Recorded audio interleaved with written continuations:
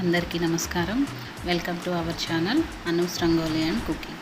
మన ఛానల్ని ఎవరైతే ఫస్ట్ టైం చూస్తున్నారో లైక్ చేయండి, షేర్ చేయండి, కామెంట్ చేయండి, అలాగే సబ్స్క్రైబ్ చేసుకోవటం మాత్రం మర్చిపోవద్దు.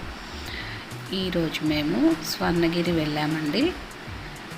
హైదరాబాద్ దగ్గరలో ఉంది శ్రీ వెంకటేశ్వర స్వామి టెంపుల్కి వెళ్ళాము.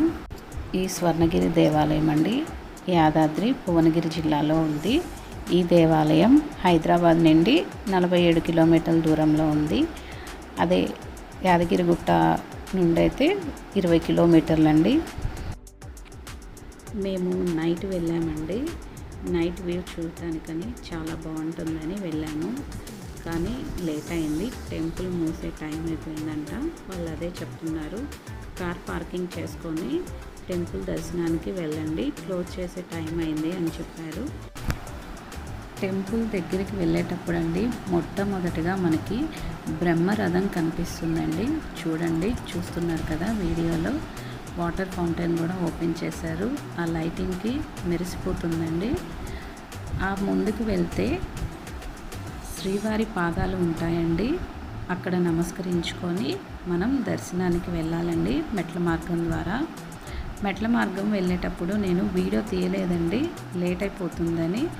దర్శనం క్లోజ్ చేస్తారని చెప్పారు కదా, అందుకని నేను వీడియో అయితే తీయలేదు. చూడండి, బయట కూడా చూడటానికి ఎంతో అందంగా కనిపిస్తుంది గుడి కూడా.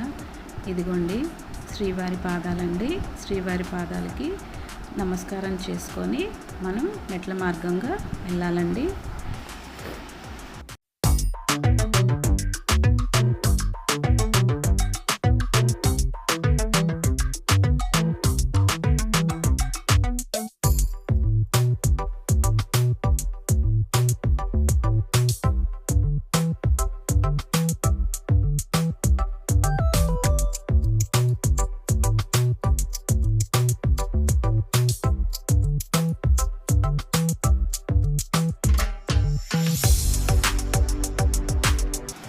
దర్శనం అయిపోయిందండి.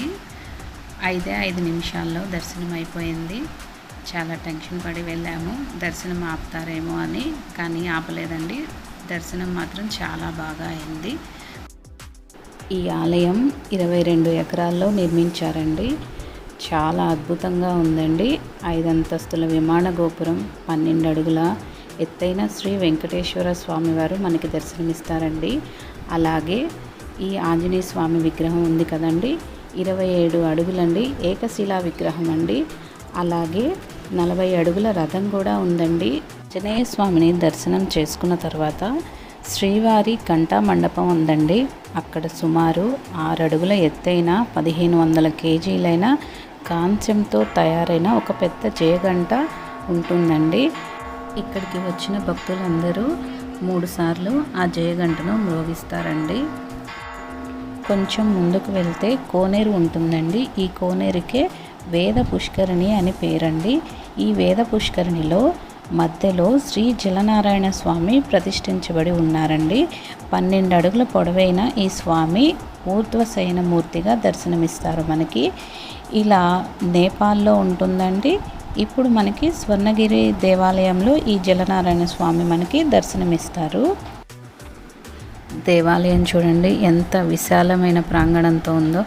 ఎత్తైన ప్రాకారాలు, ప్రాకారం చుట్టూ అష్టదిక్పాలకులు, మూలాల్లో గరుడలు, గోడల మీద తిరుమణి శంకు చక్ర చిహ్నాలు, స్వర్ణగిరీసుని గోవిందనామాలు భక్తులకి సాక్షాత్తు వైకుంఠధామంలో ఉన్నట్టుగా అనుభూతి కలుగుతుందండి మనకి. చూశారు కదా, మీరు కూడా వీలుంటే ఈ స్వర్ణగిరి వెంకటేశ్వర స్వామిని దర్శించుకోండి. అంతా మంచి జరుగుతుందండి. చూసారు కదండి స్వర్ణగిరి దేవాలయం. ఈ వీడియో మీకు నచ్చితే లైక్ చేయండి, షేర్ చేయండి, కామెంట్ చేయండి, అలాగే సబ్స్క్రైబ్ చేసుకోవటం మాత్రం మర్చిపోవద్దు. ఇంకో వీడియోలో మళ్ళీ కలుద్దాం. అంతవరకు బాయ్.